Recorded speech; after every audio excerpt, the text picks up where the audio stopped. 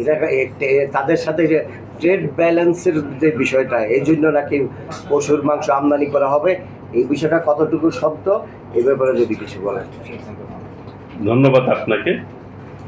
আমরা আপনাদের কুরবানির আগেও বলেছিলাম যে কোনোভাবেই আশপাশ থেকে যাতে করে কোনো কুরবানির পশু না আসে সেই ব্যাপারে আমরা সর্বোচ্চ পদক্ষেপ নিয়েছি এবং নজরদারি করেছি। যখনই কোথাও সংবাদ পেয়েছি ওই তাৎক্ষণিক প্রশাসনের সাথে কথা বলেছি। আমি অনেকগুলি হাট ভিজিট করেছি, আল্লাহর রহমতে আপনারাও দেখেছেন যে এইবার কিন্তু আমাদের খামারিদের গরু বিক্রি হয়েছে, ক্রেতাও আমাদের, বিক্রেতাও আমাদের।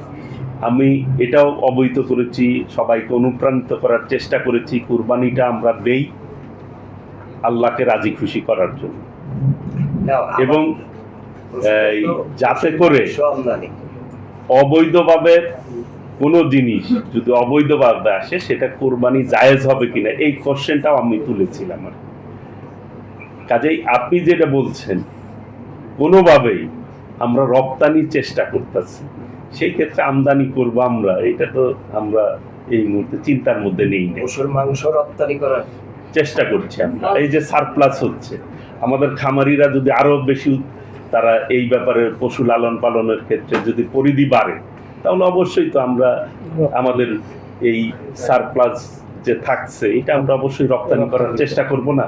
সেই অনুযায়ী অনেকগুলি প্রসেসিং সেন্টারও কিন্তু ইতিমধ্যেই আমরা 13টি প্রসেসিং সেন্টার করেছি। আমি এবং সচিব সাহেব বগুড়া একটি প্রসেসিং সেন্টার উদ্বোধন করেছি।